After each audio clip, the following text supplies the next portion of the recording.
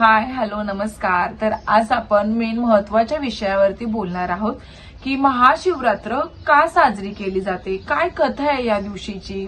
प्रत्येक महिन्यातील चंद्र दिवस किंवा प्रतिपदेच्या आधीचा दिवस हा शिवरात्री म्हणून ओळखला जातो। फाल्गुन कृष्ण चतुर्दशीला भगवान शिवांचा सर्वात मोठा सण मानला जातो व त्या सणाचे नाव आहे महाशिवरात्री। तर या महाशिवरात्रीच्या मागची अजून एक पौराणिक कथा आहे, ती म्हणजे अशी की या दिवशी भगवान शंकर व माता पार्वती यांचा विवाह झाला होता। त्या रात्री वर्षभर येणाऱ्या 12 शिवरात्रींमध्ये फेब्रुवारी मार्च महिन्यामध्ये येणाऱ्या महाशिवरात्रीला आध्यात्मिक असे महत्व दिले आहे। प्रत्येक महिन्यातील चंद्र दिवस किंवा प्रतिपदेच्या आधीचा दिवस हा शिवरात्री म्हणून ओळख। थोडक्यात महाशिवरात्री ही शिवांची महान रात्र असून ती भक्ती सोहळा साजरा करण्याचा दिवस मानला गेला आहे। दुसरं कारण असं की शिवजींनी तांडव केलं होतं, तर या रात्री महादेवांनी सृष्टीच्या संरक्षणासाठी नवनिर्माणतेसाठी या दिवशी तांडव नृत्य हे केले होते। आध्यात्मिक जागृती ही रात्र ही आत्मशुद्धी व आत्मज्ञानाची रात्र देखील मानली जाते। या दिवशी केलेल्या प्रार्थनेमुळे मनातील जो काही अंधार आहे तो दूर होऊन नवीन ऊर्जा निर्माण होते। तिसरं आहे शिवतत्व। या दिवशी महाशिवरात्रीच्या दिवशी पृथ्वीवरती महादेवांचे सर्वात जास्त शिवतत्व असते असे मानले जाते। त्यामुळे हा जो संपूर्ण दिवस आहे, पूर्ण रात्रभर जे काही शिवभक्त आहे ते संपूर्ण रात्र महादेवांची पूजा करण्यामध्ये किंवा पूजा करणे, अभिषेक करणे, जप, ध्यान या सर्व गोष्टी या रात्री केले जातात। त्यामुळे या रात्री आपल्या पाठीचा कानात ताट ठेवून संपूर्ण रात्री जागरण करून शिवांची सेवा करण्यामध्ये कुठेही वाकू नये, हे आहे एका शिवभक्ताचं खरं लक्षण। एकंदरीत काय आहे ना की ह्या रात्री ही जी महाशिवरात्र आहे, या रात्री भगवान शिवांचे पृथ्वीवरती अजूनही सगळ्यात जास्त शिवतत्व आहे असे मानले जाते। त्यामुळे ती जी रात्र आहे पूर्णपणे सर्व भक्त जागरण करून शिवांची सेवा करण्यामध्ये मग्न झालेले असतात। चौथा पॉइंट असा आहे की जागरण आणि उपासना याचे देखील जास्त महत्व असते।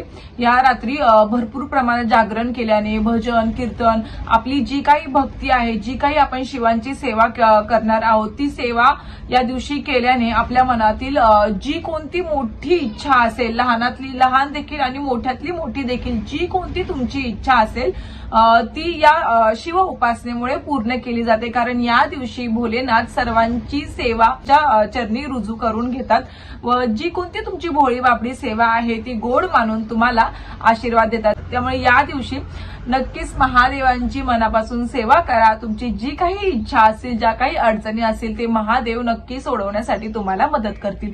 तर ही काही मोजकी अशी कारणं होती महाशिवरात्री साजरी करण्याची व तिचे महत्व सांगणे। चला तर जाणून घेऊयात की ह्या महाशिवरात्रीची काय कथा आहे नेमकी। एकदा पार्वतीने महादेवांना विचारले की असे कोणते श्रेष्ठ व्रतपूजन आहे की ज्यामुळे मृत्यू लोकातील प्राण्यांना तुमची कृपा प्राप्त होईल। उत्तर देखील शंकरांनी पार्वतीला महाशिवरात्रीच्या व्रताची कथा सांगितली। तर ती कथा अशी आहे, एका गावामध्ये एक शिकारी राहत होता। तो जनावरांची शिकार करून आपल्या कुटुंबांचे पालन पोषण करीत होता। तो सावकाराचा कर्जदार होता, त्याने त्याचे जे काही कर्ज होते ते वेळेवर कधीच चुकवले नव्हते। त्यामुळे संतापून सावकाराने त्या शिकाऱ्याला एका शिवकैदीत ठेवले आणि योगायोगाने त्याच दिवशी होती शिवरात्र। शिकारी ध्यानमग्न होऊन त्या दिवशी पूर्ण शिवरात्रीच्या गोष्टी त्या मठामध्ये चतुर्दशीला त्याने शिवरात्रीची ती कथा संपूर्ण ऐकली आणि त्याच रात्री सावकाराने त्या शिकाऱ्याला जवळ बोलवून तू कर्ज कधी फेडणार आहे या गोष्टीविषयी त्याला विचारले। तर त्याने सांगितले की मी दुसऱ्या दिवशीच संपूर्ण तुमचे जे कर्ज आहे ते फेडून टाकेल आणि हे आश्वासन देऊन तो शिकारी त्या सावकाराच्या कैदेतून मुक्त झाला। आपल्या दिनचर्येप्रमाणे तो शिकारी दुसऱ्या दिवशी शिकारीसाठी निघाला, पण आदली रात्र तो पूर्ण भुकेने व्याकुळ झाला होता, पाणी पिला नव्हता, त्यामुळे तो पूर्ण अशक्त असा झाला। शिकारीसाठी तलावाकडच्या बेलपत्राच्या झाडावर तो मचाण बांधू लागला। त्या बेलपत्राच्या झाडाखाली त्या बेलाच्या पानांनी संपूर्णपणे झाकून गेलेले एक शिवलिंग होते आणि तिथेच तो शिकारी बसलेला होता आणि त्या शिकाऱ्याला ते माहिती नव्हतं। त्याने योगायोगाने त्या बेलाच्या झाडाच्या पूर्ण फांद्या तोडल्या आणि त्या शिवलिंगावरती पडल्या। तो अजूनही अज्ञात होता की तिथे खाली शिवलिंग आहे। त्यामुळे तो त्या फांद्या तोडतच गेला आणि त्या तोडलेल्या फांद्या त्या शिवलिंगावरती पडल्या. त्यामुळे काय झाले की दिवसभर त्या उपाशी असलेल्या शिकाऱ्याकडून एक प्रकारे सेवाच घडली होती. त्या पूर्ण शिवलिंगावरती फांद्या पडेसपर्यंत त्याने त्या झाडाच्या फांद्या तोडल्या. दिवसभर त्याचा त्या शिवरात्रीच्या दिवशीचा उपवास सुद्धा झाला आणि बेलपत्राच्या फांद्या शिवलिंगावरती पडल्यामुळे ती एक सेवा ही भगवान शंकरांच्या चरणी त्याची.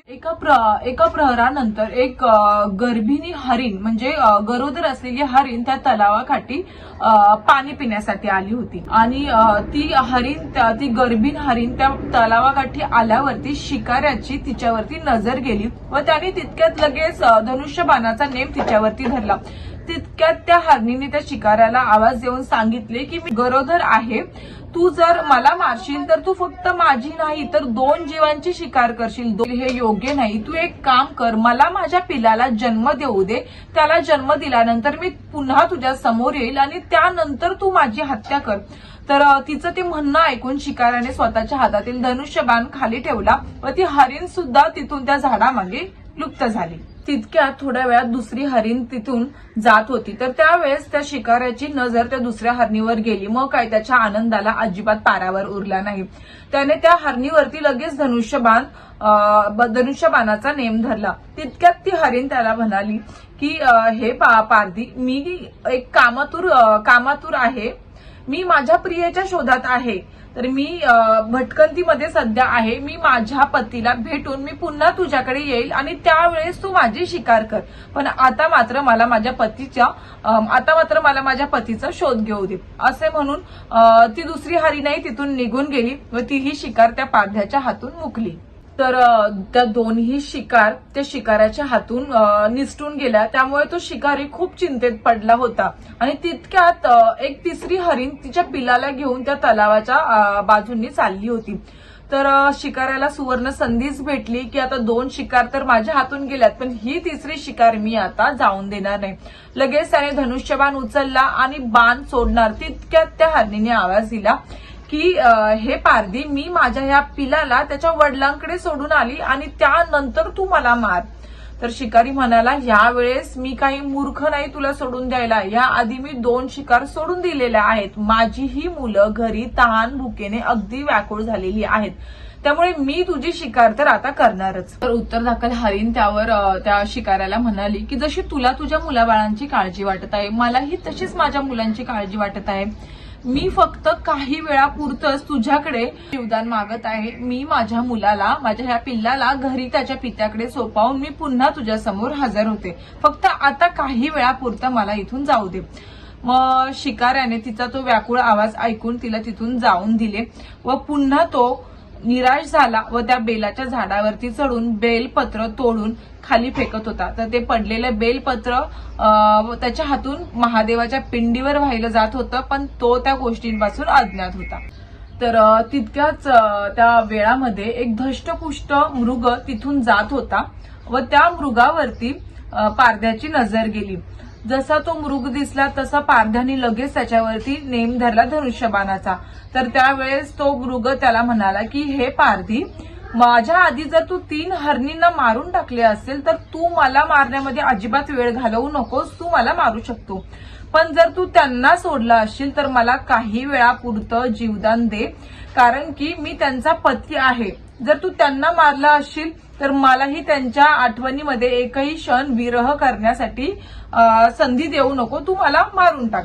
पण जर त्यांना सोडला असशील तर मला काही वेळ दे, मी त्यांना जाऊन भेटून येतो. पती वियोग तू करू नको, मला फक्त थोड्या वेळापुरतं जीवदान दे. तर असं म्हणून त्याने त्या पारध्याच्या हातून स्वतःची शिकार मात्र सोडवून घेतली.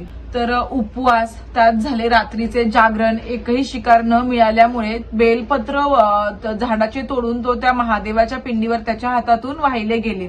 तर या सर्व गोष्टींमागे होते भगवान शिवशंकर.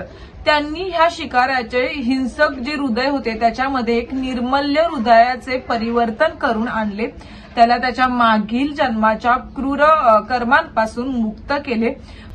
तर थोड्याच वेळात तो मृग त्याच्या सहपरिवारासमवेत त्या शिकारासमोर आला व त्याला सांगितले की आता तू आमची शिकार करू शकतो.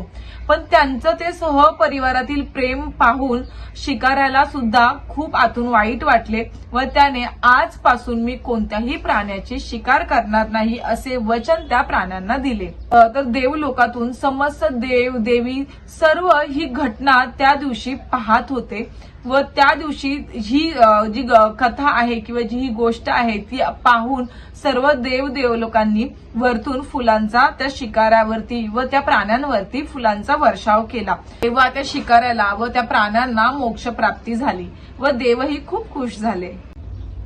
तर अशी होती ही महाशिवरात्रीच्या रात्रीची एकंदरीत कथा.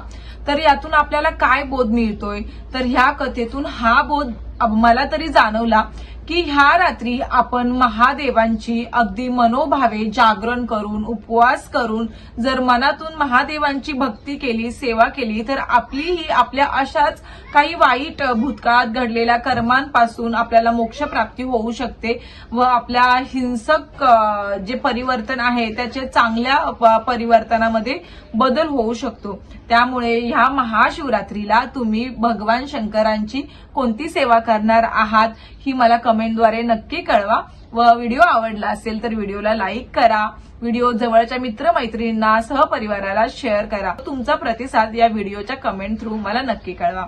चला तर भेटूया नवीन व्हिडिओमध्ये नवीन माहितीसह. तोपर्यंत श्री स्वामी समर्थ. हर हर महादेव.